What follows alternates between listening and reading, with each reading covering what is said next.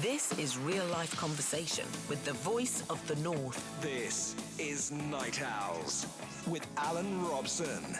Call 0191 488 3188. Greatest Hits Radio. There you go. She told you, give us a call. And you can also text the word Alan, A-L-A-N, plus your message to 61054. Text Alan plus your message to 61054. But more importantly, get yourself on. It's the only way we can move forward. We need the majority of you on air, often and brand new. We're looking at car. If every song ever written was about cars, the problem is we've got people like James who he says car wash by Rolls Royce. Well, it was Rolls Royce. It's kind of too close for comfort, though, that, James. However, then we get people like Caroline Slater, cartoon. Ford Kia's a jolly good fella. Oh, dear, dear, dear. You've got to think of your own car. Was that your car, Caroline? I'm just asking. Kia. So, think of the car that you have. Oh, we've got Brian here who is in Berlin. My goodness, you're out and about. Some of you expat owls. Honda, the moon of love. Honda, the moon of love. Bit of show waddy waddy doesn't hurt either. Let's get cracking. Our first caller tonight is Alison, who is in Anfield Plain. Hello, Alison. Hi there, Alan. Hello, sweetheart. What's your story tonight, then? Well, it's a bit of a scary one. I had a really bad car crash about 25 years ago. Oh, blimey, what happened? And it was, well, we were going out for a day's shopping. Right. And I was with my mum and my grandma. And we were just heading towards Newcastle and just going along the road quite happily. And somebody decided to just pull out in front of us. Right. So it was kind of a head-on at about 40 miles an hour. Oh, my goodness. Did any of the family hurt? Yeah. But basically, it was quite weird, really, because I broke my sternum, but I got out the car. But it took then 3 hours to cut my mum and my grandma out because they both had, my mum broke her neck in 2 places. She both broke all of her ribs, and my grandma broke both of her hips and both of her legs. So it was quite a life-changing event. Were they equally as badly injured in the other car? No, he walked straight out of his car. He was fine. He was in a Volvo. Right. So it was like hitting a tank. Yeah, because we were in a Micra. They're said to be built like a rhinoceros Volvos, aren't they? That's what people say. Yeah, they are. So, I mean, bottom line with that, how long did it take to get everybody out of there and up to hospital again? Well, to go to hospital, it was quite weird because they brought 3 ambulances, 3 fire engines, 3 everything, and I got to hospital about 2.5 hours before anybody else. Wow! And because we were in the time when you didn't have mobile phones or anything like that, I was kind of just sat in the hospital and couldn't contact anybody. Didn't have a clue how to get hold of anybody, so it was quite horrific. No, I bet. And you're sitting there worrying about, I mean, first of all, your sternum smashed, for heaven's sake, which is bad. Yeah, no, that's it in too. Right. Oh, cheaper, really? Oh, good gracious. So what do they do? It's not exactly like they can put a elastoplast on that. Do they super glue it? I mean, they put rivets in? What happened? Nothing. Just leave it to heal. It's just very, very painful. Oh. Still have problems with it to this day. I broke my collarbone once, and they said, I said, are you going to put it in plaster or anything? And they said, no, it's all right where it is. It'll heal, and it'll be stronger where it is if you leave it. And I'm thinking, I could have stayed at home. Why did I put up like 3.5 hours waiting in a hospital emergency room to be told just go home and it'll, just don't lift anything up? Or just the whole thing of hearing part of your body kind of... when you moved, it's just... makes you cringe a little bit. But I came off the best out of the lot of them. So right. Did everybody make a full recovery? A fullish recovery, yeah. They all had... My mum was really, really lucky because they told her she would never walk again. Right. But she spent 9 months in hospital and had an absolutely fantastic rehabilitation team at the Hermitage at Newcastle. Right. And they were just absolutely amazing with her. She was in there for 2.5 months after she came out of the hospital. And they got her back on her feet. And if you saw her today, 25 years on, nobody would ever know that she was in such a bad way. She couldn't. They told her she would never even sit up on her own again. And she walks around and she's fully independent. And because you'd never think it because first of all, it's your nana for heaven's sake. You know, mums and nanas, they're more breakable than we are, and you would think, blimey, they'd never get over something. I know my grandma was in hospital, I think, for about 4 or 5 months. Months. And she just came out, months. My mum was in for 9 months. My grandma was in for about 4 or 5 months. Wow. And my grandma came out just full of metal. But she was just amazing. My grandma was absolutely amazing. God bless her. Don't worry, we can rebuild your nana. We'll rebuild your nana. Yeah. She did really, really well. My grandma. She was really brave. Just hope she doesn't have to go through any X-rays at airports anytime soon. She'd go off, wouldn't she? This is the thing. Yeah, that's what we say to my mum. Don't name names, of course, but I presume that you won your insurance thing and everything was sorted out, was it? We did, yeah. Good. It was a long battle. It took quite a few years because the guy who pulled in front of us wanted me to take 25% of the billion. Why? Was his error? Because the insurance didn't want to pay out. But you know, how many times do you see adverts on television about payouts, and it's, don't worry, you'll get 100%. And when it comes to the crunch, it's never quite like that, is it? No, they literally fight for every penny that they can kind of save. But it does make you realise that how much you appreciate life when something like that happens. Oh, I can imagine. I mean, the thing that people do, and I don't know whether you've ever seen this, you're on a motorway and there's a crash on the opposite side, but the other side of the road where there's nothing to stop cars driving normally is doing 3 miles an hour because everybody wants to have a toot to see how much damage has been done. I often look around and think, you know, it's one thing looking, but I also think, how long is it going to take those people to get sorted out? Has anybody died? You know, because I think it really is kind of dark. Oh, let's look at the people that might be dead. It's just, and especially when you've been through it. Yeah, there's a couple of times I've passed crashes and literally I've had to pull over and ended up having a panic attack because it kind of brings back that feeling of just sheer terror of what has just happened. Because when you're not expecting something, it is like the shock of what just happened. Yeah. And then trying to process it. I've been quite lucky because the times that things have hit me, and on one occasion a wagon forced me off the road, in the moment you're going off the road, you think, I'm going to die. Mm-hmm. And then there's that fast forward moment where, oh, I haven't died, but my car's on top of the barrier and I'm facing upside down, but I'm alive. And then you go, fingers, toes, feet, knees, and then you touch it yourself. You touch yourself all over just to see if there's anything moist in any, blood or wee. Either one's as bad as the other, and if you could come away after that and just open the door and get out, you're a damn lucky person, because I know they build cars strong. They're supposed to make the brakes. Oh, we can stop on a sixpence these days. Blimey, it doesn't feel that way though when somebody pulls out in front of you and you've got a yard not to hit them. You know what I mean? Yeah. Well, I think we were. It was before seatbelts were compulsory in the back as well. Oh my goodness! Right. So that's what caused the damage. If gotcha. If my grandma had a seatbelt on in the back, then she wouldn't have come forward onto my mum, and probably we would have all walked out fine.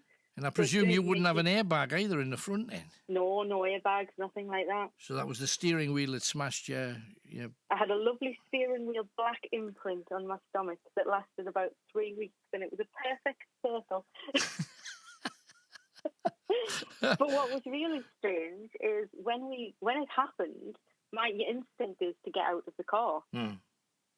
So I opened the door, got out, and went round to kind of see to my mum, because my mum was saying, I feel like I'm choking. Right. I got out, closed the door behind me, And then the fireman had to actually cut the car in half to get any of the doors open. So how I opened the door and got out and closed the door behind us, they have no idea. Superhuman strength. Somebody was looking after me that day. Lasses from Anfield Plain, don't mess with them, that's for sure. Exactly. Hey, well, I'm glad. Exactly, yeah. I'm glad you made it. It's hellish, though, if you think about it. I mean, those split seconds, and so many people say, but it's like slow motion. Blimey, to be there, cut out of a car, and take hours to get to the hospital. The whole thing's a nightmare, isn't it? Yeah, it was. It was definitely one that's taken a long, long time to get over, and and it's still to this day. I have to drive along the road practically every time I go out. Right. So I kind of drive past, and there's only a couple of times where there's been somebody in the same position. Right. And I've literally gone along and I've got a hold of the steering wheel thinking, no, please don't turn, please don't turn, please don't turn. I don't blame you, though, because once that kind of thing's happened, I remember somebody the guy the wagon that forced me off the road for about 3 weeks, because it was in snow as well and ice, which is... from that moment on, as soon as any snow hit the ground, you get the panics on when you're driving, and you shouldn't, because you've got to be confident, and you know yourself, if you're touchy on your accelerator and your brake in the snow, you will spin and dance and turn. There's no question about it. But I was quite lucky with the getting back into the car, because my mum was in Newcastle in the General, right, and my grandma was in Shotley Bridge. Right, so literally as soon as they said that I could drive, I also had a 2-year-old and a 1-year-old at the time. Wow. And as soon as they said I could drive, I used to drive to Newcastle in an afternoon along the road where we'd had the crash. And then I used to drive Shotley Bridge on a night time to see my grandma. So I literally had to get back in the car straight away and drive, which I advise anybody who's had a crash. Yeah, no, absolutely. To get straight back in. Straight back on a horse every time. Alison, fabulous call. Thank you so much for coming on.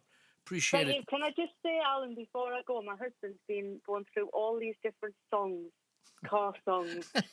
And the one that he's absolutely killing himself laughing is Billy Ocean, Red Light Spells Range Rover. Hooray! Red Light Spells Range Rover. Brilliant. Well done, him. Thanks a lot, Ali. Thanks a lot. Cheers, love. Bye-bye. He's so proud. He's so proud. Nice one. Uncle Arthur in central Scotland as well says, my auntie has a stair lift, but she hates using it, though. It drives her up the wall. Oh, sorry, Arthur. Down you go.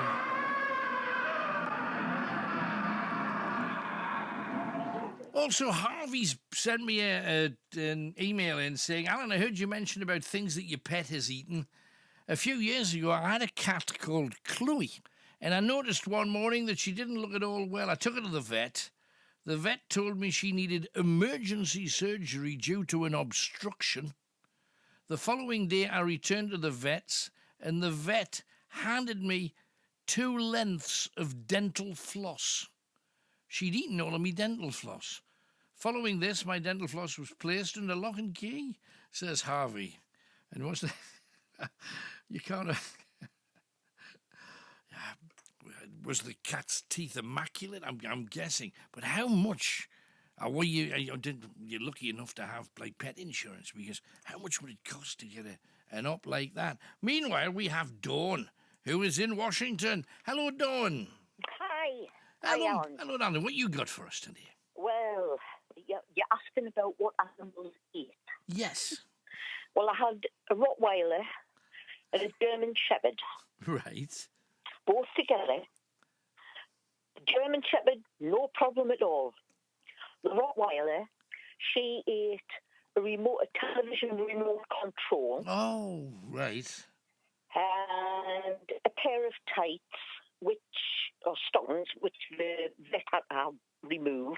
Ah. And, oh God, what was the other thing she ate? I always thought you were going to tell me small children, other dogs. No, she was very friendly with small children and other dogs. And she was probably trying to get them into a sense of false security. So Our dogs aren't as bad as you think they are. All right then. But I mean, They have to be why did you trained get a properly. Rottie? Because Rotties are big, slobbery things, aren't they? No, they're not slobbery things. In actual fact, we had a pub at the time. We were running a pub. Oh, well, you probably need them then for security. Exactly. And stuff, so. Yes. Yes. That was why she came. But she was a beautiful puppy when we got her. She was a beautiful dog all her life. It was just the puppy stage when she was actually teething. Right. But she ate these things, you see. Yeah. And obviously when the teething, the same as any baby, they wanted two things. Yeah, but it's usually furniture, isn't it? No, they have a chunk on. Did they have a go yesterday? Furniture. She never chewed your cooch. No. No. No, she knew better than that. She was taught better by me. Good. Let's say it's. I mean, I'm sitting at attention, so you must. It must be just something about your dog. No, I love my dogs. Always had a dog since the day I was born. Right. And they're always trained. They're always obedient. Always do as they're told. Yeah. And that's the way to have them. Mm. I mean, I've got a rescue. I mean, I've had rescues for the past few years. Mm-hmm. Well, yeah. So how do so many people get it wrong, though, Dawn? Because you've heard I mean, there was that awful case about 2 or 3 years ago about the grandmother, and this was another case about somebody who ran a pub. The people who ran the pub said to Nana, can you come in and feed the dogs once a day and take them out for a walk in the evening and then give them that dry food before you leave? Sounds simple. So Nana did that, and then one day came in and they killed her. They just jumped on her and attacked her. Presumably, I don't know why, but they'd always been disciplined dogs previously. Well, I really think that has something to do with breeding now, Alan. Because, I mean, there's so many people out there breeding dogs, crossbreeding them. You know what I mean? We've got cockapoos now. Wow, that's true. It's not a breeder dog. It's what we used to call in the day a mongrel. Yeah, labradoodles as well, which I know. Yes, people talk about exactly. labradoodles as if they're a breed. They're Right. not. Yes, exactly. Yeah. I mean, I'd much rather have a rescue. My dog that I have now is a rescue. She's very well trained. We can take her anywhere. We actually take her to the pub with us on occasions. Right. And she sits and she has a little drink of beer. I know that's naughty, but she does. Right. I wasn't going to argue with her, that's for sure. Help yourself, pet. Enjoy. Yeah. She's a big softie, actually, this one. And that sounds like it. But so what's the secret? Because you train them right from the very beginning. Well, this one, when she was, I got her at 8 weeks old. 12 weeks old, she could sit, lie down, and stay when told. Right. You start at 8 weeks old. You start training them and teaching them how to behave.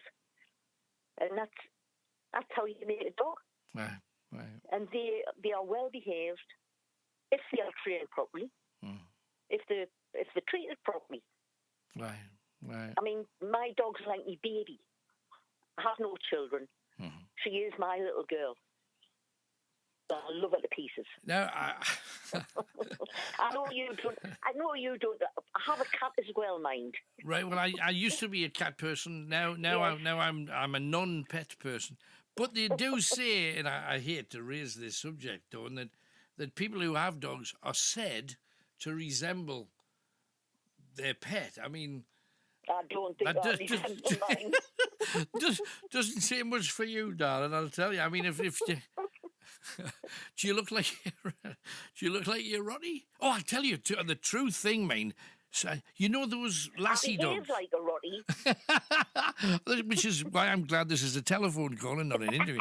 But I saw a woman, absolutely true, super pointy face, really pointy nose, pointy chin, and she had her hair swept back in a big ginger mullet. And when I looked down, she had a collie dog. And they could have been twins. Honestly, they could have been twins. So sometimes you do get it. Yeah, you do get it. Yes, I understand you do get it. I mean, we used to see a man walking a fox terrier. Right. He looked a bit foxy, did he? He looked like the fox terrier. He had a beard and everything, like the fox terrier. But no, I'm afraid I don't look anything like my little girl. She's nice and slim, and I'm not. Oh, Dawn, you made me feel really sorry for you now. Oh. Good. Ben, what a shame. Dawn, thank you so much. Tremendous. Thanks for calling in. Well done. Okay, night. Good. Take care. Bye-bye. Dawn knows that dogs have never been my all-time favourite. I'll stroke them, I'll pet them. I just wouldn't own one. And you got any stories about dogs? Maybe if you've got a dog and you've got a photo of yourself looking a bit like the dog, you can send them in happily. Also going to play you a great bit of music that I haven't heard for the longest time from Kenny Thomas in a take. But we've had a few texts. You text the word Alan, A-L-A-N, plus your message to 61054. Alan, I'm so happy to have you back on the radio. It was awful when you weren't. I knew it wouldn't be the last we heard from you. Just want to say thank you for all the years you've given us.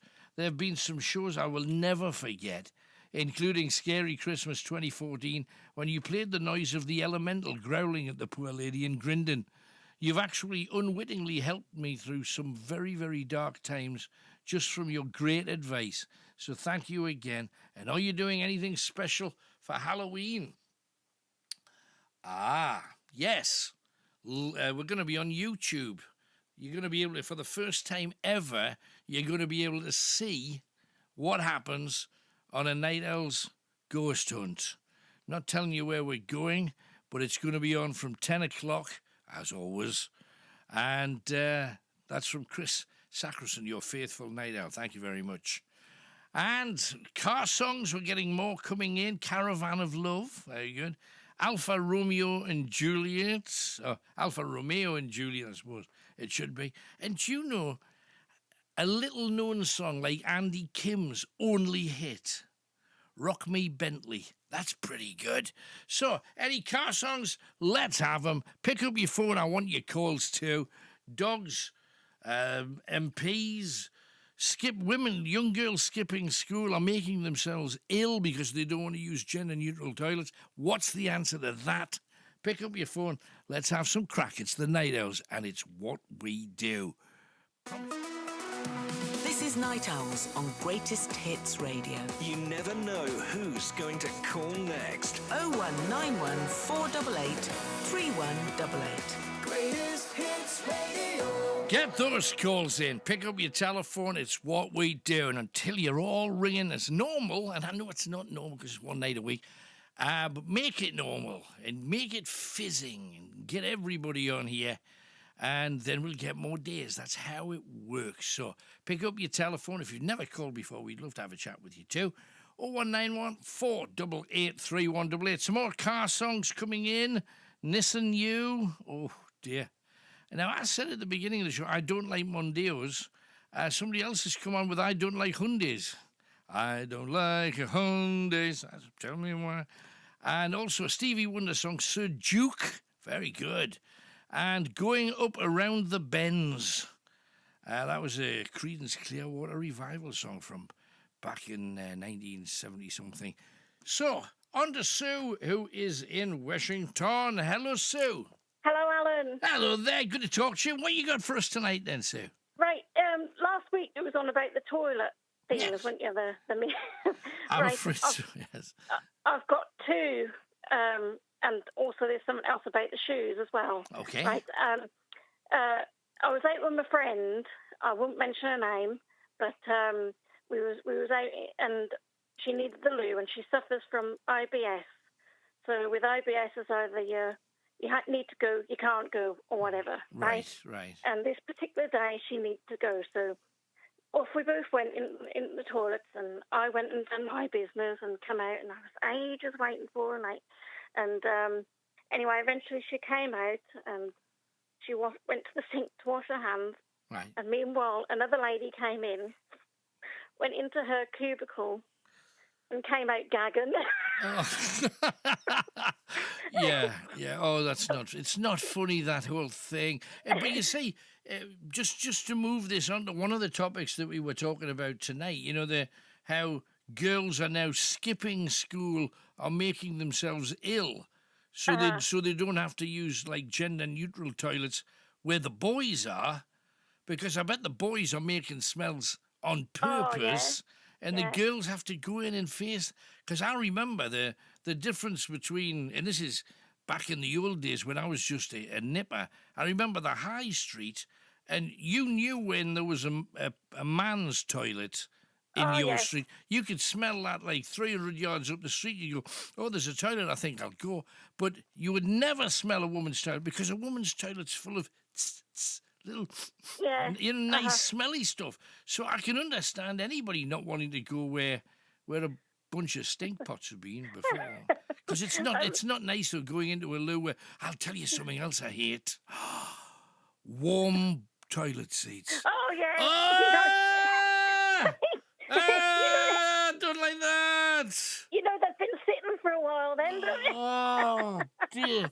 You sit down and you get somebody else's bum warmth. Oh, that's not good. Oh, dear, that's horrible. Yeah.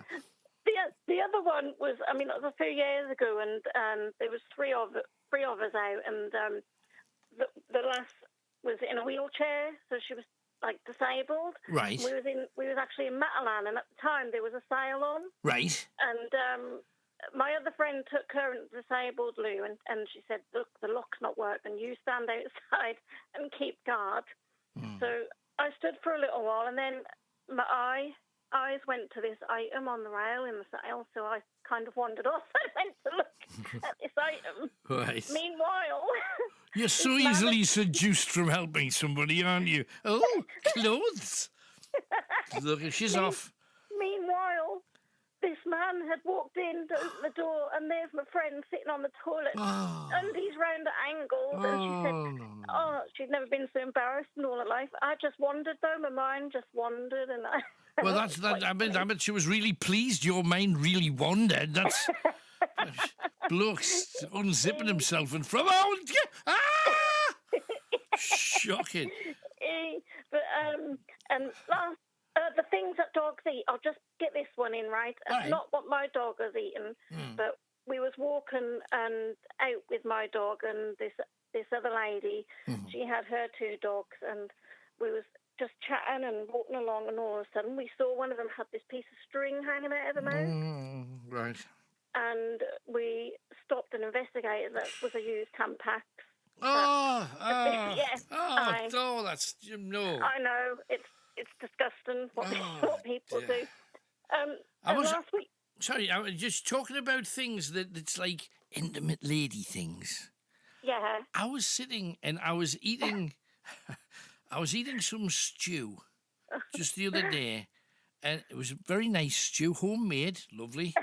Having some stew, and on the television, somebody that I met a couple of times, Jenny Eclair. The female comedian? Oh, yeah. Jenny Eclair. And I looked up and I thought, she must have a new show on. And she went, vaginal dryness. And you go, whoa, I'm having stew here, if you don't mind. Yeah. That's an awful advert to put on the TV, I think. It's absolutely vile. Well, I know that it's important. And if people need to moisten up their bits and bobs... That's fine. If they've got... Vaseline, that's what you need. If they've got to. But not while I'm having stew. Come on. Also, the other thing, that the lady that rang up the other day about the shoes and how you can't get them fixed. Yeah. Because they're kind of moulded. Well, my mother-in-law, she... always gets her shoes in a certain shop. Right. It's the opposite of colder, right? Anyway, one day she came in with two pairs of these shoes. So she shops at Hotter. I wasn't going to say the name. Well, that's the opposite of colder. I mean, there's nowhere to go. It's hot. Okay, right. Right. Well, I didn't want her advertised. Anyway, but So you'd make everybody work it out instead. Okay, fair enough. Right, okay. Gotcha. She came in with these two pairs of shoes, and she says, "Look, I've had these ones for too long, and these ones for about 2 years, and the ones that she'd had for 2 years, there was a little hole in the sole or something." Right. So she said, "But I haven't worn these as much as these ones." So she said, "I'm going to send them back." And we was like, "What, after 2 years? You've been wearing them for 2 years and you're going to send them back?" She sent them back, and they sent her a new pair. Give over? So, yeah. What? If you've got any shoes that need mending, send them back and get a new pair. I wouldn't have the audacity to do that. No, and I think because most people wouldn't, they've probably thought, blimey, how hard up must she be? Send her another pig. Oh, get them off. That's probably what it was. Yeah, it's your birthday, isn't it? Or has it been? It has just been. I've had that one, yes. Oh, right, okay. Well, happy birthday for. Thank you kindly. I know it's my granddaughter's tomorrow. Oh, great! You doing a party or anything? No, well, we're going out for a meal. Oh, she'll be 12, and then it's mine 3 days after. Hey, it's a full week of celebration. Hey, well, have a lovely one, Sue. Congratulations, and thanks for coming on, darling. Can I give a quick shout out to anyone who's listening? Jenny, Clary, Richie, anyone who's listening. And thanks, Alan. That's no worries. Cheers, Sue. Take it easy. Bye-bye. You know, talking about the whole shoe thing and the difficulty in getting shoes fixed if they're moulded was the problem last time. Now, and I'm going to play a piece of music from Hue and Cry. Hue and Cry. And it's The Labour of Love, which is just a great song. When I had them in, I asked them about all things spooky. And you got to remember, this Halloween, we're going to be live on the night of Halloween on YouTube for the very first time. You'll be able to see everything that goes on, find out the stories of a dark place slap bang in the middle of the glory that is the northeast of England. However, I asked them about their spooky abnabs. Ever seen a ghost or had a strange spooky anything in your lives? Yes, I have actually. These are strange questions. In the crazy excess days of the 80s, I bought a beautiful house in a very secluded village outside Glasgow. And the village was an old orphanage. It was a walled village. There was 21 houses, and I lived in Love Avenue, which was adjacent to Faith Avenue, and there was Hope Avenue, and I had this beautiful house, and I was only in it a few days, and I woke up in the middle of the night, and there was a young girl sitting at the edge of the bed with a kind of white Victorian frock on. At no extra cost? At no extra cost, and she offered me her hand, and didn't offer her my hand back. I leapt up and ran out the room and sought some advice from some people, and they said it was because I was working too hard and I was stressed, and because it was an old orphanage, the village where I stayed, each house contained like 20 kids, but it was really vivid, and yep, I've seen a ghost. Never know. How good is that? Labour of Love, Hue and Cry. Good stuff. And a nice little ghost story from them too. Now, before we go any further, round about the tip of every hour and about 1:20, I'm going to be giving you clues. You've got to work out 4 clues and tell me what they all have in common.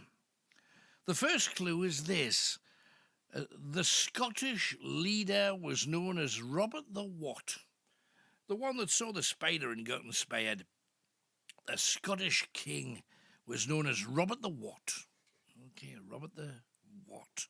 Write that down. That's your first clue. First of 4 as well, so get ready for it. And also, got this, sometimes you get something that's lovely to hear from an old friend, and this is absolutely that. Lynn Patrick got in touch with me. Now, Lynn was musical director for all of the pantos that we did back in the day. And I just want to read the letter because it's self-explanatory. Hi, this is a slightly odd message. and a little sad. But my mum passed away this morning in hospital, aged 75, and during her illness, she asked me a few times if she could ring Alan Robson and speak to him. She had COPD and was getting a bit fixated on the idea that she had to help the NHS nurses make sure the union was doing right by them. She'd even written down clog on the Tyne, bless her, and it was for the nurses to start a new union. My mum knew Alan from the late 80s when I was musical director for his pantomimes, and she always said Alan was the most well-read, knowledgeable and interesting man. She was impressed, and it was not easy to impress her. Anyhow, just to say, I don't know if Alan would recall her, but he certainly left a good impression on her, and me, of course. Her name was Anne, and I was really blessed to be her daughter. All the love. Haven't spoken to Lynn in the longest time. Hugely talented, lovely girl. I mean, dynamite. Lynn, you are an absolute star, and I'm so sorry for your loss. And of course, I remember your mother. And when you do panto, especially if you do it for long lengths of time, and the first one we did lasted about 6 months. Ridiculous. Half a year for a panto. And then you get ready to do the next one. And during that time, you become proper family, and you meet everybody else's kith and kin. And it was happy, happy times. So love to you. Now, speaking of the subject of passing across to the other side, somebody that created a few greatest hits went on his way today. He was mad as a hat. I met him on 2 or 3 occasions. Ginger Baker, drummer extraordinaire. I've met him on a couple of occasions when he was in a band called the Baker Gurvitz Army, and they put out some really good tracks. But for hits, and let's face it, we are greatest hits, here's just a flavour in case you don't think you've ever heard anything, because Hollywood McShane, I said, Ginger Baker. He says, well, I don't think I know any of their songs. So I've just put together a few little pieces of the best of Cream, because everybody should know it was one of those bands that changed how music was and brought blues rock into parlance, and then it opened the door for other bands like Free and Bad Company to follow. This is a little bit of the best of Cream. Last time I spoke to Ginger Baker, he gets irritated over anything, so you got it's like dancing on eggshells. But what a drummer he was, and of course Ginger, so we were bound to have got on. 01914 488 3188. Who's going to call in next? Linda from Dunstan is with us. Hello, Linda. Hello, Alan. You know where it is? I've listened every week apart from the first week. I was away in Spain, having a short holiday, and I've put off phoning for the simple reason is I like listening to everybody else. And I know that sounds a bit daft, but there was reasons why I didn't phone up. That's okay. And then tonight you said, we need everybody to phone up, and I thought, well, of course you do. Yeah, of course. What a daft cow I can be sometimes. I'm not I'd say that's all right. But no, honestly, it's wonderful to hear you back on the radio. Thank you. What gets me is it's only one night a week, so I have 5, 6 nights of misery, but the one night a week does bring a smile to my face, Alan. Honestly, I have missed you, and the Night Owls, and of course the team, sure. You know, so much, because you mean so much to me. Thank you. I mean, the last night of your show, I actually came across to Newcastle, and I couldn't come across to speak to you because I couldn't stop crying. Right. I'm pathetic. Yeah. I'm absolutely pathetic. You know, but the show has meant so much to me, right from the early days in Swalwell. Yeah. And, you know, you've just always been there, good times and bad times. And the relationship you have with the Night Owls is so special that time when you left and we had somebody else who remained nameless came along, he was no good. He was rubbish compared to you. So it was such a relief when you came back. But just miss you dreadfully. Really miss you dreadfully. However, when it was my birthday, quite a few friends paid for on your site. Right, uh-huh. they paid for different things for us so I could listen. Oh, that's sweet. That's sweet. So I thought that was really nice of them. That's sweet. But great shows as always. To be quite honest, that compilation of hits by Cream you've just played was some of my favourite songs of all time. Honestly, what a smile it brought to my face. Good memories. Such good memories. It was a bit of a crackerjack, he seemed to be, Ginger Baker, but my God, what a talent. What an absolute talent. It's funny because when he left Cream, he had this kind of, I am a superstar now. Yeah. But he joined bands that weren't particularly successful. No. But he always had that attitude. But I happen to be. But you do know that I'm the greatest drummer that's ever been. And I don't think he was. He was a good drummer, but he wasn't like all that. I've met drummers that were more proficient, but he had something about him, and he felt there's a thing. It was like he had like a glass of poppies, almost a glass of champagne. Absolutely, his attitude, his arrogance, everything about him was over the top. Yeah, because I actually met them. Blame me. Somewhere it must have been Newcastle because I was only a kid at the time. Yeah. And I always remember that I actually met the band because I knew somebody was working backstage, and he was just like over the top, and he was so nice and so pleasant, but at the same time so far up his own arse, he couldn't see where it was coming from. I'm sorry for saying that. Was a bit like swearing. Sorry. Why don't you speak ill of the dead or something, Linda? Why don't you? It's the sort of blood rushing to my head after speaking for so long. Alan. His ghost will be tickling your toes tonight. That's for sure. But no, honestly, I love this show, and when Jean phones up, she always makes us laugh. And the relationship you have with everybody, it doesn't matter whether they phone up and they've had real problems, you're there to support them, whether they phone up like me just because they enjoy they enjoy talking to you and they enjoy the show. You make everybody feel so valued, and I can't wait until you're on 5 nights a week again.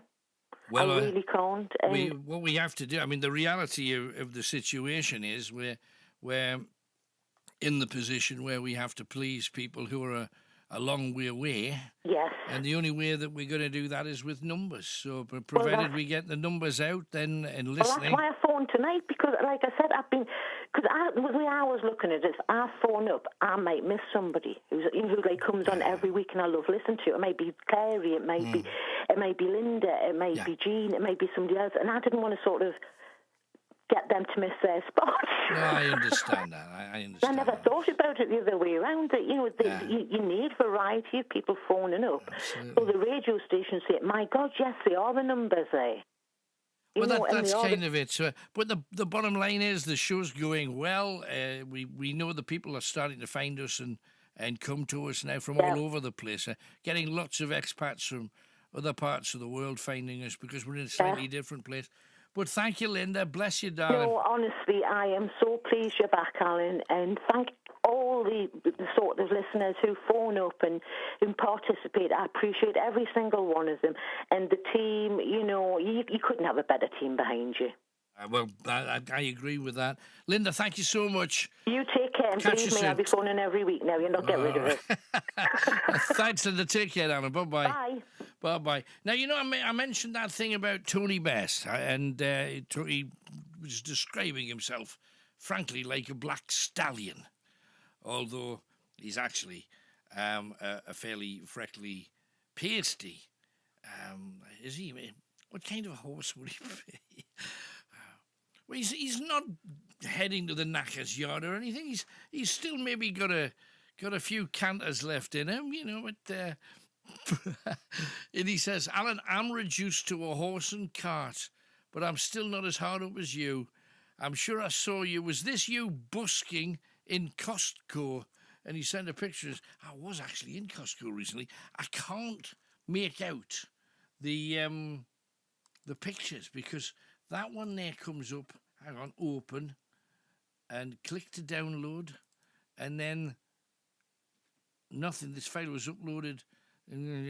Try again. Open? Can I open it? I hope it's not me actually in Tesco's, otherwise I'll be really... And I wasn't busking. Oh, hang on. What have I got to press? Nothing. Nothing. Oh, I see it. It's loading. I see. 78%. We're getting there. We're getting there. Is this going to be the picture that he sent in? Is it? Oh, hang on. Allow. Okay, I'll allow. Okay, I'll allow it. Yeah. Is this me busking? Busking. Oh, that's nice. It's the banjo skeletons. They play a banjo and their eyes flash. Ding ding ding ding ding ding. Dueling banjos. It's for Halloween and they're screaming skulls. Thank you very much, Tony. I mind you, I must admit, I wish it was that thin. 0191 488 3188. It's time for a quick break, then we're going to be back with you again.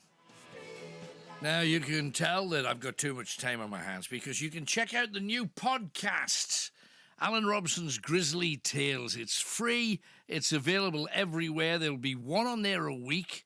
About an hour they last. First one is a murder, a true life murder story. You can get it on iTunes, Spotify, Castbox. The link is on our Facebook and Twitter page to listen online. We'll release a new podcast every week. Alan Robson's Grizzly Tales. Get ready for it. We've got the first 2 or 3 kind of in the, well, a couple more in the can. I think it's going to really take off and catch on. If you're into your dark stuff, some much, much darker than others, and others just fascinating stories about people that you might have heard of but don't know what they did. It's full on, so remember, if you're into the darkness, that is for you. Alan Robson's Grizzly Tales is what you're looking for. Ali, who was on before, says, here's a picture. You know, I asked for you to send in pictures if people look like they're Derg. This is a picture of my hubby, Rob, doing his Bob Carroll G's and Spit the Dog impression with our little rescue pup, Luna, who looks a right bundle of fun. I just wanted to say it was an honour to be the first one on your show tonight. I've missed you so much, and I'm so happy you're back. To be on the show tonight talking about something that I've really found so hard to talk about for so many years. I'm really grateful to you for giving me the opportunity to talk about it so openly with you and the Night Owls. Thank you. I'll be back again. Lots of love always, Ali from Anfield Plain. How nice, that's sweet.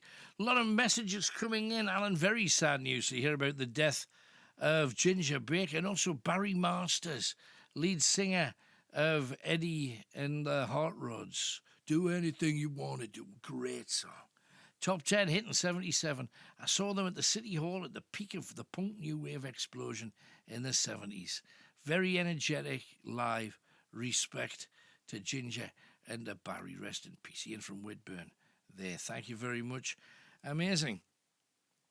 One person passes and I don't know whether it's just a lot of people who have gone, if you can remember listening through the 60s, 70s, 80s, 90s, noughties now, once one pops, the other, there's another one going to pop anytime soon. Scary times. Scary, scary times. And let's crack on. Car songs. There's more car songs coming in by the score. I don't understand Stephen McGarry's. He's come on and he says, Monday by Mamas and the Papas. And he says, Ford Focus, so good to me. Ford Focus, it was all I hoped it would be. So he hasn't gone with the title like everybody else. He's gone off on a tangent. But thank you for sharing. Ben Mabon says, I've got a car song. It was a Queen B-side. Stone Cold Corsa. Very good. Thank you for that. More songs popping by. Stan's got one. Moves Like a Jaguar, Maroon 5. And Suzanne, the Seat goes on instead of the beat goes on. You're on about children in gender-neutral toilets. My granddaughter has just started comprehensive school. She was a little bit late a couple of days in. The teachers gave her a detention. I thought it was very unfair, as she's only just started. Her mother said that this is how she'll learn, but could they not have given her a chance? Would this not have an opposite effect on my granddaughter, who could end up hating and not wanting to go to school? What do you and the other night owls think? A bit, she's a little bit late a couple of days in. I would have got something for that, a smack or something back in the day. And also, car song, George from Chopwell said, Lionel Richie, whoa, Datsun on the ceiling. Nice one, George. No, that definitely is it's not a netty. Well done. Keep them coming. The George Harrison song, My Sweet Ford. I can't go wrong with that. And a 10cc classic. You know, smart cars? I presume that's what they're getting at. Smart for smart's sake. There you go. Any more songs in... Cars in songs, that's what we're looking for tonight. We got Rick from Stockton. The man is back. Hi, Rick. Hello there again, Alan. Hello. Second week in a row. Don't worry, I'll definitely give it a miss for a couple of weeks. Don't worry about it. Dive in. I was so annoyed this week. I wanted to come on about this. I heard you talking about this diplomat. Yes. Basically, is this what's happened, and I know it's all like they're saying, oh, well, this drove out this base on the wrong side of the road, killed this young lad, and has got away. How come she's allowed just to like fly out of the country like that and just forego any kind of justice? Well, I presume, first of all, she probably got out of the country. There probably wasn't a warrant. You know, the police would say, well, you're going to have to go to court. We're going to have to establish what happened. Make sure you're available for a chat. And she's thought, well, I've got diplomatic immunity here. I'm just going to get on a plane and go home. And she did. And she got out the way so the police can't knock on her door. And she's presumably back at home in wherever she lives, thinking, and you would think, I've got away with a very bad thing. But surely, though, you see, the thing about diplomatic immunity is we've got it in every other country on earth. And I don't know how much those countries have had to put up with from our lot, because I wouldn't put it past them. I do know that there's apparently an African diplomat in London who drives around, parks where he likes. He's had something like 300 tickets. They can't enforce them because he's got diplomatic immunity, so he just parks wherever he likes and builds up whatever bills, and will continue to do it forever because he's got diplomatic immunity. Now, a few parking tickets, that's one thing. Killing somebody, that's a different league, surely. According to the news, even the government can't do out about it. Mm-hmm. That can't be right, surely. Well, the bottom line is, if they stop other countries having diplomatic immunity, those other countries will stop our diplomats over there having diplomatic immunity. That's the worry. It's what the British back in the day with their stiff upper lips would say, well, it's the thin end of the wedge. It is absolutely that. But to me, it's also like diplomatic packages. You know, a lot of people say that they got the body of Khashoggi out of the embassy in a diplomatic case because nobody could go into it. So it's on at least two occasions, this one and the Khashoggi thing, the diplomatic bags have been used to help. But this woman wasn't even a diplomat. Apparently, it was somebody's wife, but she only had like third party cover. Well, no, it's not. You know what I mean? Third party diplomat. Yeah, you know what I mean? She only got it because of who she was married to. I mean, she wasn't actually had the diplomatic. Well, she did, obviously, but it wasn't by her own, you know. Yeah. It was like she got it because of him, sort of thing. But just to spin it on its head a little bit more, the guy that was killed, what if it just so happened, being a member of the royal family or somebody like that, it was killed? Would it have been a different story? Well, you see, you've got to look at all of the cases where this kind of thing's happened.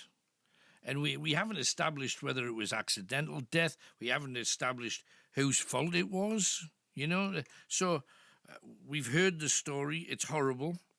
But we don't know the true facts of it yet. I'm sure they'll all come out. But do you remember going back even further when a police officer was shot dead by a gunman from the Libyan embassy? I seen that on the telly when I was a little kid, and I remember watching it and saying to my mum and dad, what's going on there? Is it cowboys and Indians or something? Because I didn't understand. I think I was about 10 at the time or 11. Well, there you go. Long time ago. It was a long, long time ago. But somebody in the Libyan embassy... Yvonne Fletcher, wasn't it? Yvonne Fletcher, exactly so.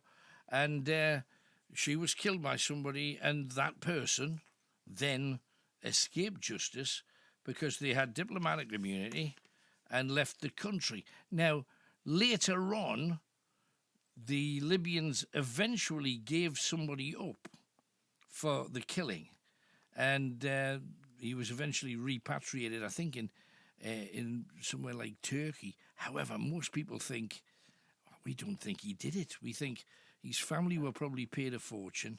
He took the fall just so that the Libyan government could give the West somebody for doing, for committing the crime.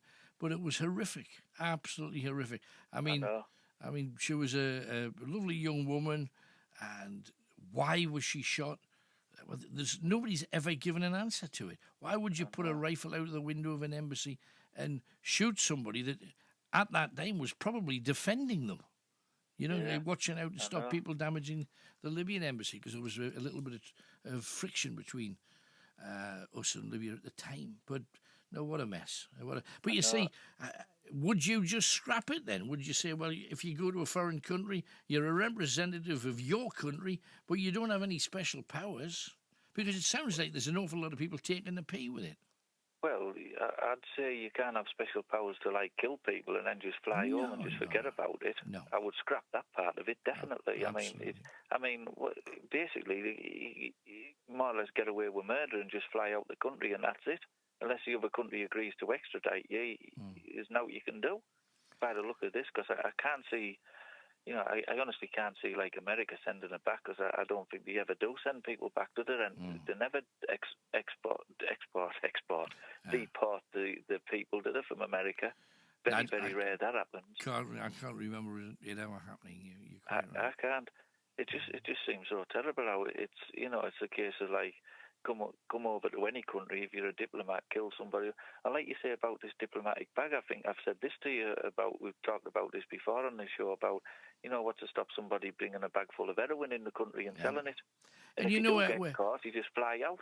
But we're so super keen to stop terrorists getting in with any weaponry, and yet we've got people from countries that are not over-friendly with Britain that have embassies in this country.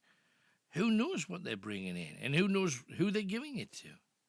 What would happen, just for argument's sake, a diplomat with his diplomatic bag, and, I don't know, just a general copper on the beat, policeman, policewoman, police person, I've got to get it right, police person on the beat, just happens to pull him up and say, I'm having a look in. He said, diplomat. He said, no, I'm having a look in, and he just grabbed the bag and had a look in it, and if he did find drugs in it or something, would it be an international incident? Would there be trouble?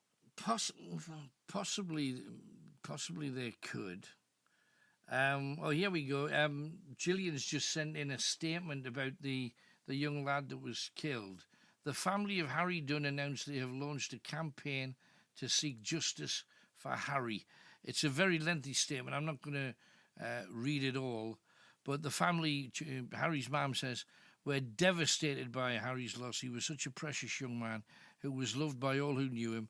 Our lives have been shattered, and our only crumb of comfort is the news that Harry was riding perfectly safely that night, and it's been declared that he was not at fault in any way. The terrible news that the other drivers left the country seemingly in an attempt to evade justice. We're totally deprived of the ability to grieve, and our lives are now painfully on hold. I bear the other driver no ill will. She must be suffering too, given what she did, but she must return to the UK to face justice. Now, the reality is, she probably will not have to. I mean, she'll be given the choice to. I'm sure somebody will say to her, look, you can go back and you'll be treated fairly by the British judicial system, but there's no guarantee. And the choice is, well, I think I'll stay here. What about an international arrest warrant? But you can't. She was covered by diplomatic immunity. Oh, I forgot about that. Yeah. So I get the and look, you can do. You could certainly ask the Americans. We think she should be sent back, and we know that it was her partner who had full coverage, so to speak, and we think that for good faith, she should return and face justice and help us discover what happened to the young man, concerned. We know that he's passed, but we want to get both sides, of the to find out, because you only find out when you converse with both sides, and the answer's in the middle, isn't it? Pretty much always. Yeah. So It sounds. I mean, obviously, I've got no idea, but it sounds to me like he was perfectly correct in what he was doing. She's maybe thought he was being in America for some reason and drove on the wrong side of the road. As somebody who's driven in the States, I tell you, it is so easy to do. So easy to go back to, I'm in England, over the wrong side of the road. It's a real easy thing to do. But on the bottom line of it is, what do you do about diplomatic immunity? Because if you lose it altogether, it may well cause an awful lot of trouble for British diplomats. That's if you care about British diplomats. I'm not sure I do, because I don't know what they do. Yeah, not to that extent. The extent of like somebody dying. Fair enough. Like you say about like daft things like the parking tickets and that type of stuff. Yeah, but like not searching them and all that, but getting them through airports or whatever fast. But not in the fact being able to kill somebody, then just like basically go home. I mean, it sounds as if like you've said, literally get away with murder and just long as you claim diplomatic immunity. Oh well, I'm going home. See you later. Yeah. Because I remember not long after the Yvonne Fletcher thing, a group of diplomats left the Libyan embassy, went straight to the airport and flew back to Libya. Now, I would put money on it that whoever fired that weapon was one of those guys, Yeah. See, I was too young to like understand it. Or like I say, I was very young. I was born in '68, so it's like I was dead young. I didn't understand it, but obviously as I got older, I learned about it. Because I honestly, when I seen it on the telly and that, and all the carry on, the SAS jump going in the finger, I remember saying to my mum and dad, "Oh, what is it? Is it like a Cowboys and Indians type film?" I had no idea. I didn't being 11-year-old or whatever. I just genuinely didn't understand it. Well, I mean, if you think about it, it was one of those things that came out of the blue, and it had never happened to my knowledge ever before, in anywhere in the world. So for it to happen on the streets of London was a real shock. Yeah, I know, it was, especially when I've looked back and read about it, and I thought, God, the poor girl got shot for nothing, really, because she won't have been armed. I know that much. Just can't understand. It was absolutely it's just senseless. That's madness. But as long as these diplomats get away with it, I suppose it'll keep happening. It's a nice little safety card to have in your back pocket, isn't it? Really, being a diplomat. Do you know what I think might happen? And again, I'm a great believer in skepticism, and I'm going to be skeptical, but I'll say it may be that this woman comes back to face justice,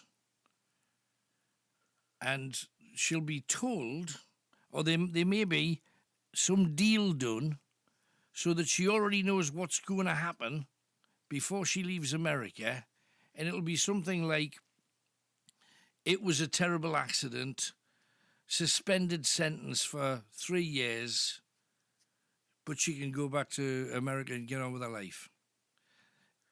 I just sense something like that might happen. Then the family will be unhappy, but at least they'll have had the chance to face, the person allegedly responsible, because we don't know. And I know there's a lot being said in different documents here and there, but until something goes to court, you don't really know till it's all done and dusted. But I think something like that might be offered by the Foreign Office and say, look, we can guarantee she won't go to prison. We guarantee that anything that she gets by the courts will be held over or suspended. And she might then come across, and the Americans will say, well, hey, look, you got nothing to worry about. Go. Say sorry, of course. And then everybody's in good terms, and you didn't have to come back, but she did anyway, and she scores points for that. You shouldn't score points when you've done something like this. Plain, straightforward, honest justice is what you need at a time like this. You shouldn't have to twist people's arms and fiddle stuff for people. But I've just got a feeling something like that might be. You'll never hear that it's been offered, But, yeah, oh no. but it wouldn't surprise me if something like that occurred, and we'll watch and we'll see. If she come back and, like, just for argument's sake, they said, all right, we're going to do you for death by dangerous driving or whatever, and it said, you're going to go to jail for, like, 2 years or whatever, if something like that, could she then still say, well, diplomatic immunity, so they couldn't do it anyway? Well, then she could get the lawyers to go in and you play that card, absolutely, and say, I came back in good faith, because I believed that it was purely an accident and it wasn't anything that I did I don't believe I was dangerous driving. It was purely an accident. Another thing now, what you'll never ever know, was she drink driving, was she drug driving? You'll never know that now, will you? Well, there's another thing you've got to look at. But the thing is, unless you get a blood test there and then, which she would have got, had she followed through, I think she was too busy packing her bags and heading to the airport. It's a mess, but and I do think that any movement of her coming over here, smell it. It'll not smell kosher to most people, I don't think. But we'll see. Hey, great stuff as always, Rick. That's all I wanted to come on for, because I felt that strongly about that. But I'm always listening, and I'll be back, and I'm looking forward to that Halloween thing. It sounds great. We've never done it before, so fingers crossed that we actually get I'm something. looking forward to it. I really am. It's great. Tremendous. Really. Thanks a lot, man. Thank you. I'll be Cheers. back. Bye for now. Look forward to it. Bye-bye.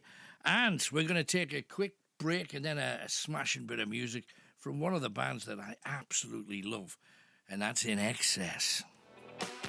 Tremendous, isn't it? Earth, Wind, and Fire. Let's groove. Their greatest hits is worth getting. I know a lot of people think, well, let it just be Boogie Wonderland. No. Do a great version of Gotta Get You Into My Life, the Beatles song. Oh. September, Fantasy, Let's Groove, some good stuff. Also, some more car songs. A bit of Bee Gees here. Morgan, a woman. And even better, Dirty Cash Kai, brilliant. We Can Merc It Out, some more Beatles. Jeepster, the T-Rex tune. My name is Cleo, and I'm dancing on the stage. Duran. What else is coming? Oh, Hollies. Do you remember that Hollies hit from It Ain't a Chevy, It's Another? Dear. We can do better, and we're looking forward to it. Coming in, make sure you text Alan plus your message, 61054. Okay, make sure you do that. Well, I go and talk to Paul, because he's in Shiremoor. Hello, Paul. Hello, Alan. Hello, man. What can we do for you tonight? I just want to welcome you back. Well, thank you, mate. Really appreciate it. I mean, I've been listening till since 1981. Oh, good lad. Cheers. It's been a long time. Yes. I mean, it's been a long time. I was going to say longer than most families last. That's the thing. It's bizarre, isn't it? But thanks for being with me, Paul. Cheers, man. I mean, I've been on the phone to you those times before when you were on the other rubbish station that you were on.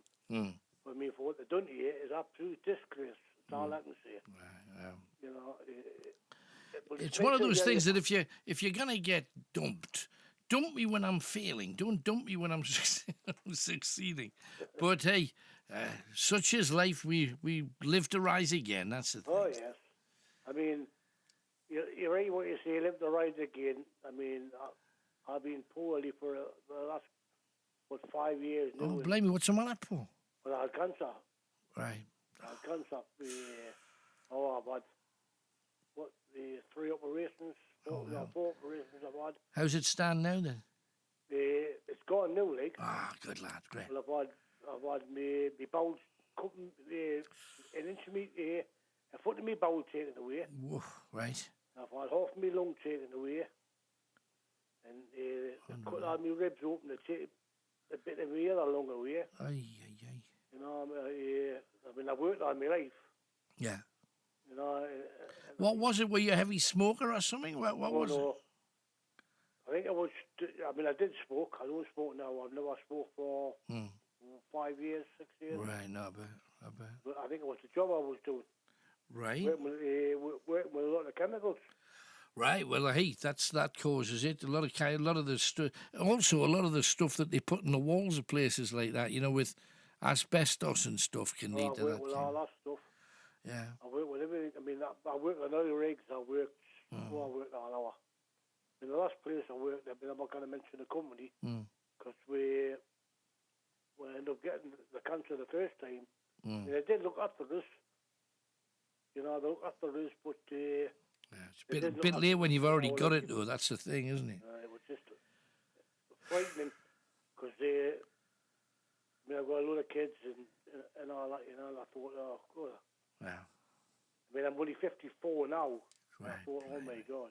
So they've stolen a good 10 years from you, the whole thing. Yeah. No, I'm not working anymore. It's crap. How do you manage? Well, I didn't know how I manage, to be honest with you. I mean, I had a caravan, I had all sorts going on. I had a caravan living. Yeah. I mean, I had, like, second marriage, the kids out together. I think 8 kids out together. Oh, blimey. You know what I mean? It's just shocking. Yeah. It's just that when you, the corner, do you? But look at you working on the rigs. That's canny money, and working on the buildings, and it was a trade that I was trying to get into as a kid. I'm saying working on the rigs. I was working offshore. No, that's what I mean. But that's canny money offshore. Oh, but that was a lot of years ago. Right. When I was 18 and all that. It's just when you're used to decent money to suddenly find you. I mean, are you signing sick?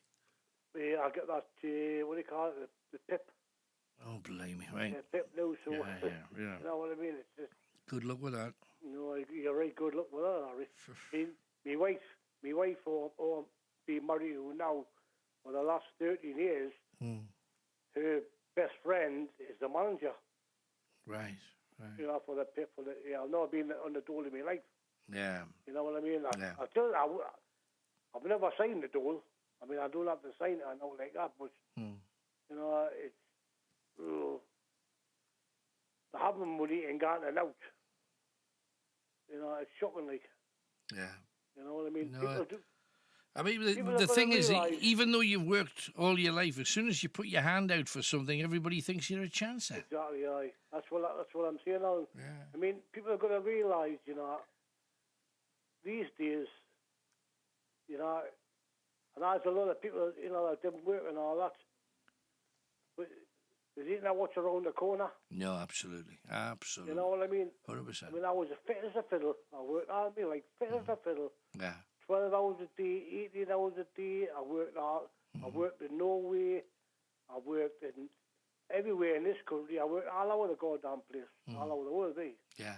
And all of a sudden, bang. You know what I mean? It just happened. It's a factor in it again. You talk about learning curves. With me too. You don't know what you got. Let's go on, man. That's it. I never got myself insured on out like that because I thought, well, why? We didn't even think about it.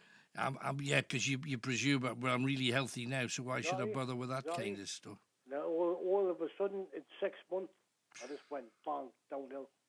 Right. How did you get diagnosed? I mean, did you go to you say you went downhill, so presumably you're not feeling well and you just go to your GP then? Is that where it started? Well, I felt bad. I'd never been to the doctors for about 13, 14 years. I never went to the doctors. Right. And then I felt bad. I mean, there was a load of work went away like camping. We bought like 2 big tents and all. It was kind of fuel, like. Yeah. And my belly was just knocking us all the time. My belly. Right. And I thought, well, am I drinking too much? And I had a couple of drinks and stuff like that, fishing and stuff. Of course, yeah. And I thought, I can't do that, like. And then I went to the doctors, like, from work. I mean, I worked. I never took time off. I went, after I finished work, went to the doctors, said I've got a bit of a pain in my belly, like. And the doctor says, oh, no, you only got a virus. Right, yeah. And then 3 weeks later, I ended up in the Rattling Hospital. And then 12 days later after that, I thought I had a Hodgkin's disease, I think it was. Blimey, they're guessing everything but the real thing. Yeah, and then I think it was about a week after that, they said, you've got bowel cancer. Jeebus. I thought, how have I got bowel cancer? Where's this come from? Yeah. Where have I got bowel cancer from? And then it went from bowel cancer, I got into chemotherapy. Yeah. You know, they cut me bowel away. I went to chemotherapy. And then I thought, I've got rid of it. And then it went to my lungs. So I had to get some of my lungs taken out. And I thought, you know. And this is the lad that 6 months earlier was the fittest bloke on the planet, Exactly, who'd never right. been the doctors for 13 years. Yeah, And exactly. it can swoop on anybody, that C word, absolutely. It is a C word. Oh, my hands are like tree trunks with the chemotherapy now. Right. You know, I can't walk properly. I'm in a wheelchair. Bless My hands are like goddamn the Hulk. You know, I've worked on my life and I can't do that anymore. And Damn shame. the youngest son's 13 years old, and all the rest of the kids I've had, I've given them everything I wanted. I've tried to anyway, you know. Nah, I bet you And have. the youngest son now, I can't give him now because I haven't got out. Yeah. It's absolutely shocking. No, it is. So people, you know, that's... you know what I mean? They want to think themselves lucky. No, they do. And you see, this is the thing, because I know people that have paid, like, insurance, and they've never got ill. And in real terms, they've wasted thousands of pounds by paying, you know, insurance for one, but nothing ever happens. Everybody's fine. Yeah, exactly. And then in retrospect, I know a load of people like you who, well, I'm super fit. Why should I do something as daft as that? Yeah, exactly. And they end up really struggling. You just don't know what's around the corner. You absolutely don't. But hey, let's hope it can get better for you. I hope it gets better for you, Alan. Well, babe, bless you. Look after yourself, do. Paul. Same as you. Thanks for coming back, man. You take care. And you. Oh, jeepers. How about that? He's quite right. You never know what's around the corner. But we'll manage, and he doesn't know how he manages, but he does, because he's the kind of bloke that would. He wouldn't let anything stop him. I've got no doubts whatsoever. We also have, lurking in the darkness like he does, from Middletown, Cincinnati, it's Buddy. Hello, Buddy. Hey, how we doing tonight? Doing well. Looking forward to talking to you. So I hear a second whistleblower has come forward for Donald Trump about this foreign diplomat he was asking to try and do the dirty on Biden Jr. Yes. You know what I want to do? I want to get about 1,000 people and buy each of them a whistle.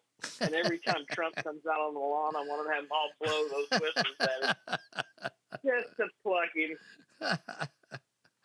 So, I mean, what's the feeling there? I mean, how's Trump taking this? Is he as bombastic as usual, just trying to ignore anything that's happening?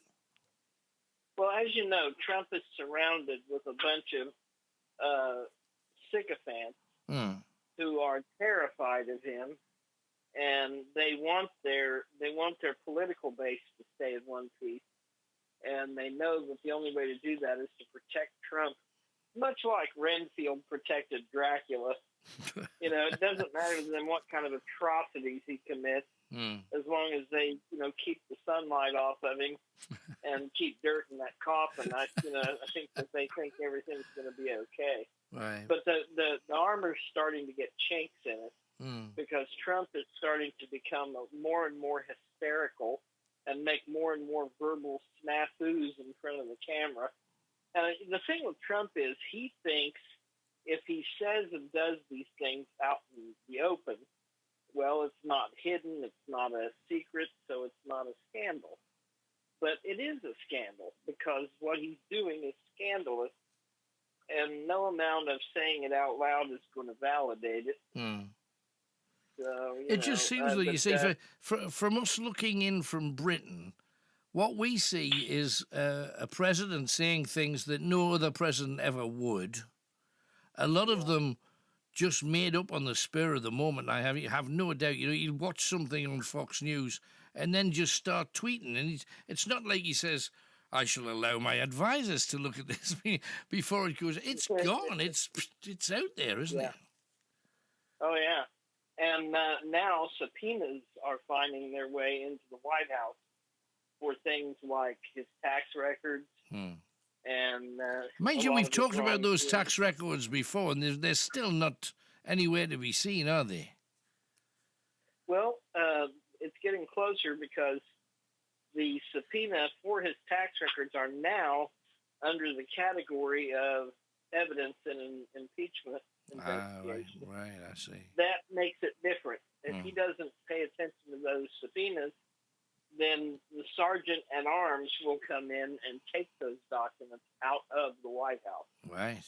Well, they're not going to put up with it. I mean, it's not for me to want to snoop, but I do think they'll find some interesting things in there because he has fought. Fly on the wall. He's fought so desperately not because, first of all, we hear that every president, back to George Washington, pretty much, has had to tell everybody what his tax business is, where he stands in the great scheme of things. It's total transparency. Every prime minister in Britain has to do the same thing. You've got to be able to see where they got their money, how they worked for it, how much tax they paid, all that kind of thing. But he has managed to avoid it and already be in the White House looking for a second term, and he's never shown the American people where he got his money, how he got his money, what he did with the money, how much tax he paid, and how much tax he probably didn't pay. Nobody's ever seen any of that, and he's a very slippery fish. Well, see, for the first 2 years of his disgusting occupancy in the White House, the House of Representatives were loaded with Republicans. It was a supermajority of Republicans. Yeah. And they were able to protect him from everything, everything, everywhere. Yeah. So he got away with murder, murder, murder. And then when the midterms rolled around and the Democrats took over the House of Representatives and the Senate, that pulled all of his teeth. So now everything that he wants to do, every atrocity he wants to commit, is being slapped down by the Democrats. But at the same time, I have to say that for the past year, they could have done more to put a kibosh on the bad things he was doing. But now it's to the point where they have such obvious dirt on him, and he has committed such obvious crimes. And they're saying that there's no quid pro quo with that telephone call. There doesn't have to be any. It's just the fact that he asked for a favor that's the crime. Right, sure. He could have said nothing after that, and it would have been a crime.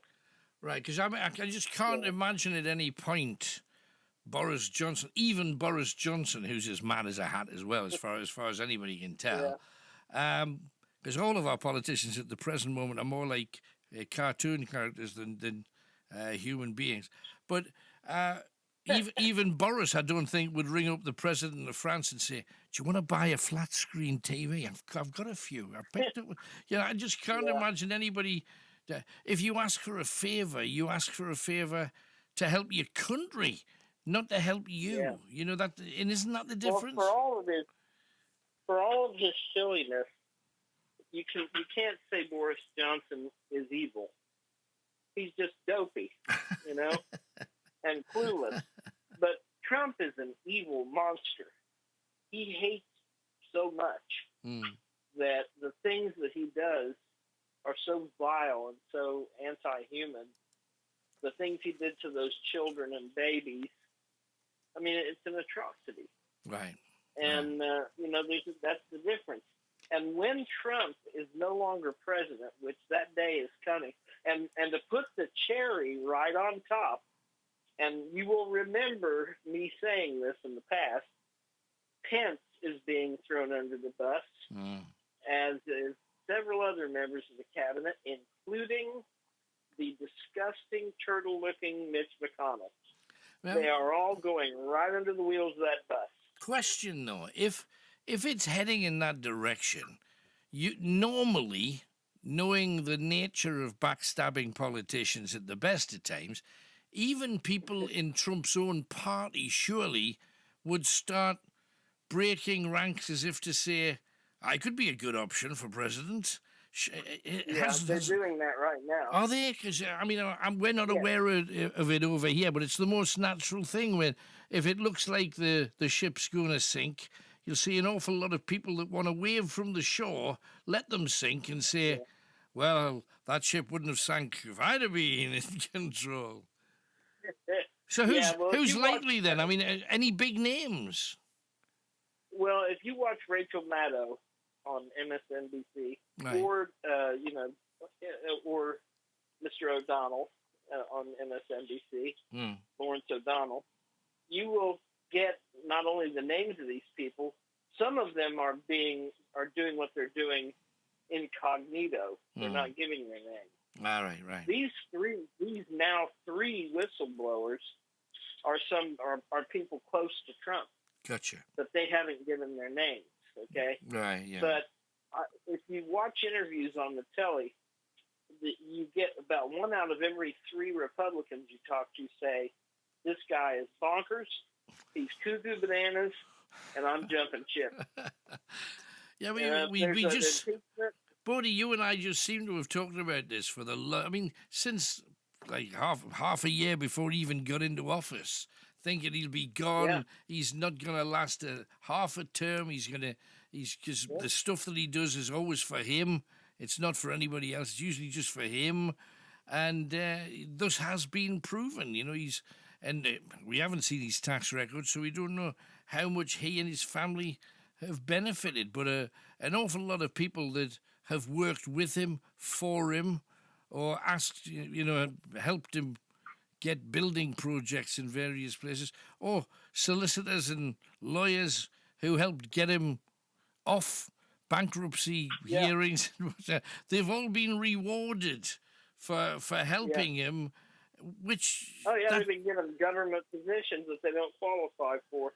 Well, absolutely, and you just look around his house and, every relative that he's got's pretty much got a title these days, haven't they? Well, the ridiculousness is about to end, because the closer we get to the sergeant-at-arms coming to the White House and plucking him out of there, the more frantic they're getting up on Capitol Hill. Right. There is a definite stir among the mice, and they're starting to group together and move towards the gangplank. It's like a sinking ship. The rats jump right off. Right. And they're starting to rat on Trump. They're starting to tell on him for things. They're starting to throw one another under the bus, and they're getting meaner and more vicious. And I think that, you and I should just get some Toasties and a tall glass of soda and just sit in front of the television and smack while we watch the downfall of Trump. Right, so it is coming. Any other big news we need to know about? Anything happening? I mean, weather, because, this is hurricane season for you guys. Any hint? Yeah. Well, to the west of us, there's been some cagey weather, and to the south of us. Right. In the west, it's been snowy. Believe it or not, there's been, a couple of places that got snowed under 6 feet of snow. What? I mean, you don't. This time of year, you don't get anything but sweat out there usually. Yeah, Montana is just underneath snow right now. Give over. And it makes me want to move to Montana. But to the south of us, there's been a lot of weathery weather. It's been extremely hot. Florida has just been unbelievably hot. And we've started to go into the seasonal weather now. Up until day before yesterday, it was in the 90s. Right. We had the 90-degree weather, and I was thinking, if a tornado is going to hit us, you better hurry and hit us. Because usually it's that type of weather. But I think Middletown is safe now. Right, for this year. That with both fingers crossed and both toes. Yeah, I was going to say, in the morning, you'll be looking up and the roof's gone. Probably. That's generally the way it happens. Let's hope not. Bodie, lovely talking to you. Thanks for coming on, man. Appreciate it. Oh, yeah, no problem. I'll keep you apprised of all this. Hey, listen, you got to send me an email so I know how to email you, because I can no longer email you at that other place. No, it's the same. It's the same email. We've got the same email. Yeah, absolutely, no worries. We've turned that around. Same. Okay. We've got the same number. We've got the same email. Okay. Perfect. No worries. All right, man. Take it easy. I love you guys. Love you too. Take it easy, man. Bye-bye. There you go, Middletown, Ohio, Cincinnati, USA. And, well, Trump, you know, when we've talked about him falling, we think, it could happen anytime soon, yet never seems to be close enough. We have a piece of music. Now, I remember this. It came out on the Invictus record label long ago, and it became a number one hit and has been played at weddings ever since. And I don't understand it, because when I was doing live gigs at weddings and bar mitzvahs and whatever, all of that, every time it was a wedding, people would request this song because it's called Band of Gold. But it's all about splitting up. You know, it's people would ask me to play Shotgun Wedding, and you'd think, but what if the bride actually is pregnant? I'm going to get shot. And for some reason, just mention wedding in any song, and it will be played at a wedding for the next 20, 30 years. There was like half a dozen wedding kind of songs. Band of Gold was one. You had Martha Reeves and the Vandellas, Third Finger, Left Hand, you might remember, which was at least a positive one. Then you'd have the Fantastics, Something Old, Something New. So you got that one. But I must admit, out of all of them, it's a great tune, always got people dancing, but it's a negative. But let's turn that negative into a positive. This is the home of Alan Robson's Night Owls. With the voice of the North. Greatest Hits Radio. Now, it seems that Tim Leonard and I both think the same thing about the Band of Gold situation. We believe that there was a touch of the WW involved, the wobbly warhead. However, you see, there's no shame. First of all, let me just tell you, there's actually no shame in that at all. It does happen. It's a normal thing, and it can be stress, or you can be working too hard, or you haven't in a while, or hang on. Alcohol? You said it never happened to you. So. No, I'm just saying, I've heard of it happening. Yeah, two other people. Yeah. Oh, yeah, of course you have. Too much alcohol. So there you go. Just very quickly, Tim also said about dogs eating stuff. My German Shepherd Max ate a tenner when we had to wait for it to come out the next day. He also had a taste for bars of soap. A tenner? But we £10 note? £10 note. Wow. He also had a taste for bars of soap, but we never saw them again. Well, you wouldn't... Mind you, spending the tenner, I think, would be an issue. You'd have to go through every poo until it came out, wouldn't you?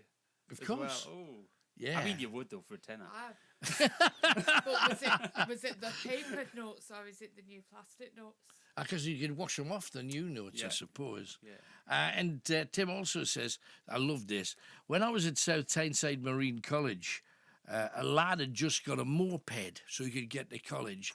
And on the way out of college, we were all standing at the bus stop, and out comes this lad, first time going home on his new moped. He zoomed and revved past us at the bus stop, waving towards a roundabout, and he ended up in the middle of the flower bed, upside down in it. There was much merriment at the bus stop. I bet there was, Tim, because you do get a bit cocky if you've got something like that. But brilliant. So thank you very much for that. I've also got to give you your second clue, which I'm very sorry I've been very late with. And remember, the winner of this competition gets a T-shirt, and everybody that rings in goes into the hat for a mug. So somebody who's already rang tonight, or maybe will ring. A Night Owl's mug as well. A Night Owl's mug, of course. Oh, not just any old mug. A proper one. So if you would like one, just pick up your phone and give Dawn a call. First clue.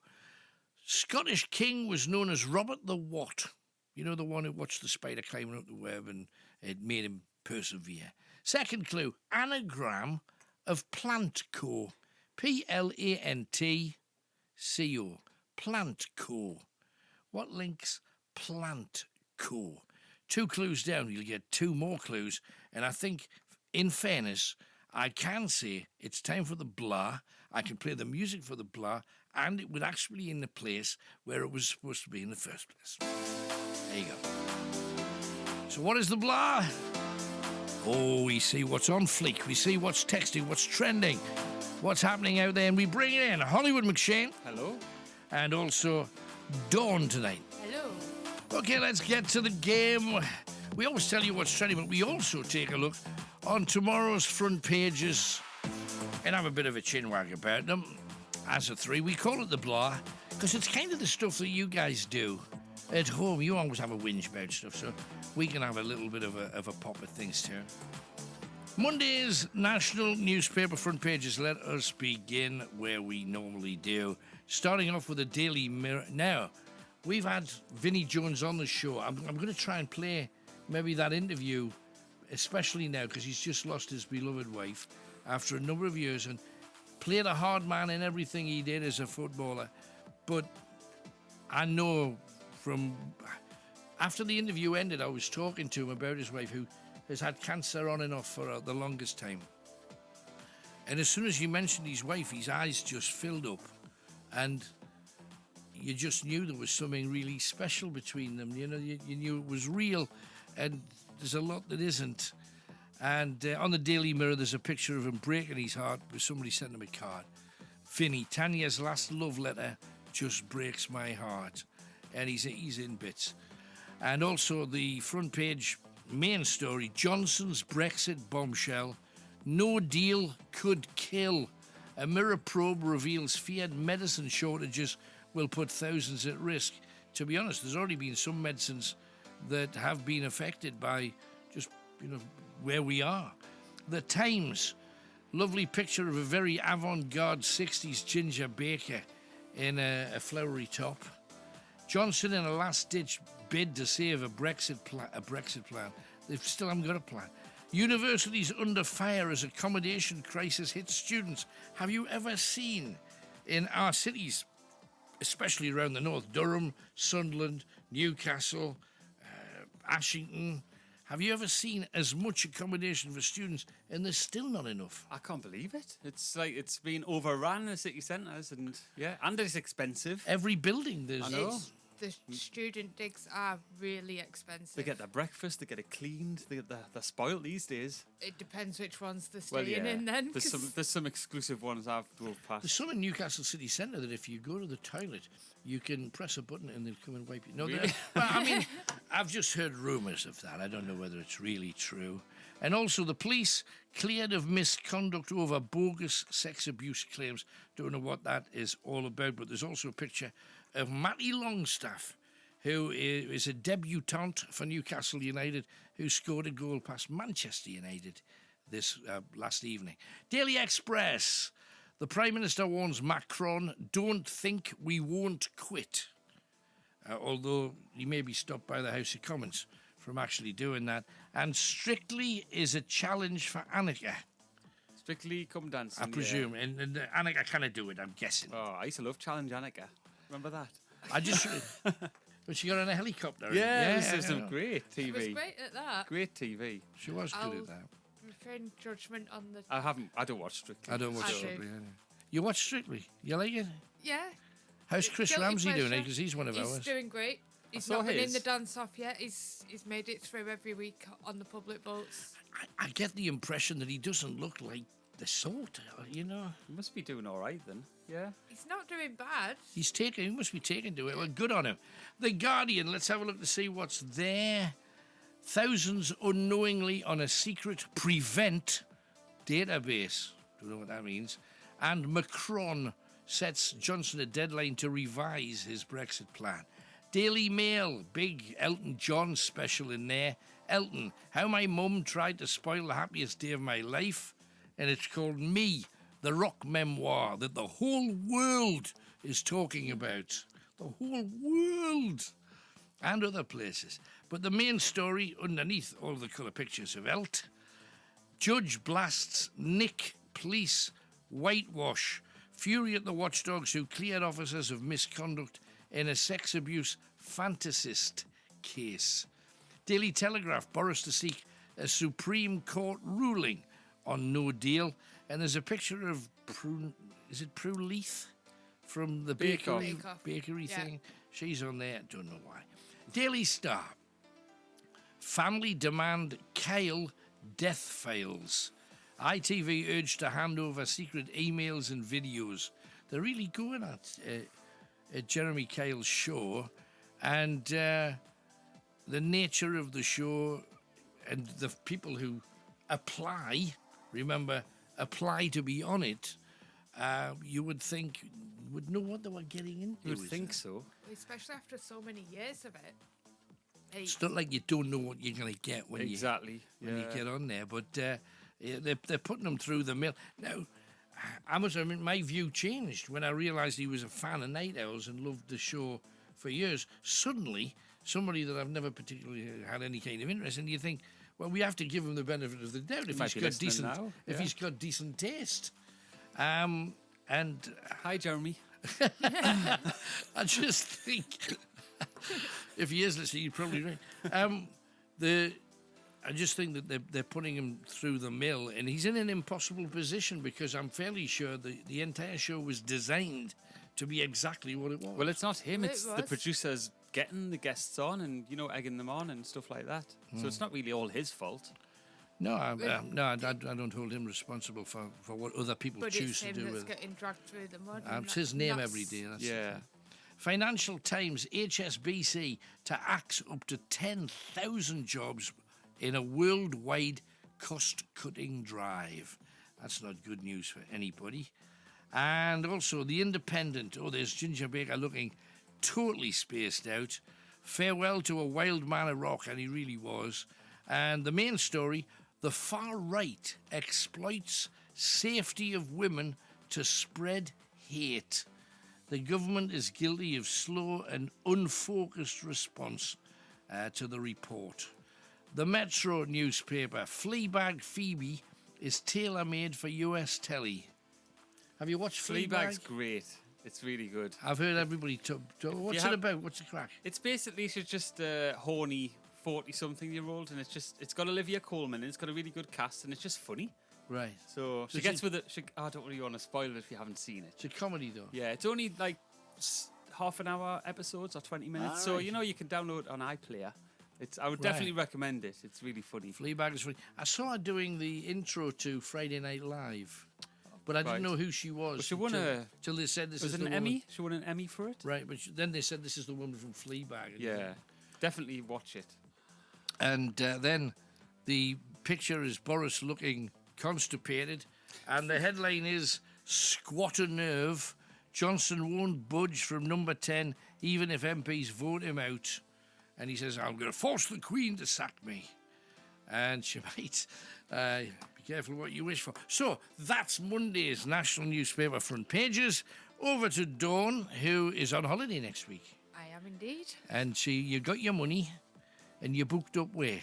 I've booked up to go to Levette de Mar. Lovely. I've not got the money back from the Thomas Cook holiday yet, but was right. lucky enough to gather together what you can. Yeah, to get my car written off. Right. But so we Right. used So you got the money from the car car. crash Right, to pay for a didn't week do it on in Spain. purpose. No. And She didn't leap in front of that vehicle on. It's like just those ones that you coincidence. see in car crash TV where somebody's walking up and then suddenly just faints on the bonnet. No, it was just coincidence that it all happened at the same time. Of course it was. Silver linings to bad situations. Yeah, no, absolutely. And you take it and And enjoy then we're it. going to go to Dominican Republic in April instead. That's fantastic. Because that's going to be the real honeymoon dream holiday, yeah. So what's your piece then? So it's more about when kids misbehave. Right. And there's all sorts of different punishments in like timeouts, naughty chairs. Naughty step, yeah. Yeah. Some parents in America have taken it a step further and they hire Wrinkles the Clown. Ooh. Who basically Wrinkles. Yeah, it's a white clown mask with just all white with black eyes. It's not got the nice happy smile. Right. White hair, giant polka dot suit. Basically looks like a cheap version of It. And Right. yeah, Pennywise, and they'll hire him. He'll hide underneath the kids' beds if they've been misbehaving, and then when the kids go to bed, comes out. Or they hire him to just stand at people's windows and play jokes on people. There's an online documentary coming out about him. So it's basically a veteran that retired, went to live in Florida. Thought I'm going to have fun for the rest of my life, and became Wrinkles. And became Wrinkles the clown. Wow. And nobody knows his real identity. I think he's really for older kids, Yeah, like teenagers. So what does he do when he goes round? Just he's at So the what window. He's under parents the want, bed. But they'll pay like $200. Wow. To I need a new hobby. I think I'll terrify the kids, and do then he the gets UK. messages from the parents saying, "Thank you so much." Every time they try to misbehave, I just say, "Shall I get Wrinkles back?" And but you can imagine kids growing up with like real nervous tics and stuff on the well, back. I mean, end. I used to threaten my daughter with Super Nanny. I used Super to Nanny. because we used to watch Super Nanny. Yeah, on the everybody weekend. did. And if she did start misbehaving, I'd be like, "Mind, I'm gonna get Super Nanny to come round." The only reason I ever watched Super Nanny was at some stage, especially when she did the American shows, and the American kids were really loud and obnoxious. I'm thinking she's gonna just cuff one of these suckers, and it's gonna be a glorious televisual moment. But she never did. No, she came close to hitting the parents a few times. So what's yours, too? Yeah, this is about a Marine who, former Marine. He got his toe amputated. So, what do you do with the toes? You make a cocktail, of course. So, a former Marine's become the first person to drink a cocktail made from his own amputated toe. So hang on, whoa, he didn't just put the toe in a drink. Well, no, it got frostbite and it fell off, basically. And he got three of them fell off on a trip. Three cocktails. Three cocktails, yes. He did an extreme 300-mile long winter marathon, and he returned and three of his toes dropped off. So, bless him. But so, did he put it through like a mincer? Because you're talking bone and well, a nail bar and... just offered to make a cocktail, as you do, and but you know, he's What do you do? Take your toes into a bar and say, "Can you do something with I mean, these?" they're obviously hard when they drop off, aren't they? Because frostbite. Well, you would think they'd be rotten. Rotten. They'd be black. So, I mean, he's still alive. But I after mean, doing it. did he? Now you see, there's an important thing here because in certain parts of the world there are bottles that have got one's got a guy's finger in. Mm-hmm. That got shot off apparently, so they Okay. put it in a bottle and they made it like if you're going to be in our pub gang, you're going to take a swig out of the finger bottle. So it's like it keeps the finger floating. You know when you put out. it in vinegar, Absolutely. yeah. But there's bits come off it, but you got to swallow them. Oh, and, God. all of that. But if you make a cocktail out of an actual digit, nail. Yeah, well that's it. 50% of it's bone. Ooh. So surely they'd have to put it in a blender, food mixer, and whiz it up, wouldn't they? I wonder what kind of. It doesn't say what flavour it is, but it had to be strong to, mask the. I'm just wondering if they called it the cannibal. No. Ooh. Thumb and coke. Thumb and coke. There you go. Anything else? That's it. We're done. That is what we call the blah. And we have to go into a little break. And after that, we're talking to the woman who came from a tiny little village in Lancashire, and everybody loves her. And when she came in, I asked her about what was one of her all-time highlights. You can find out what that was after this.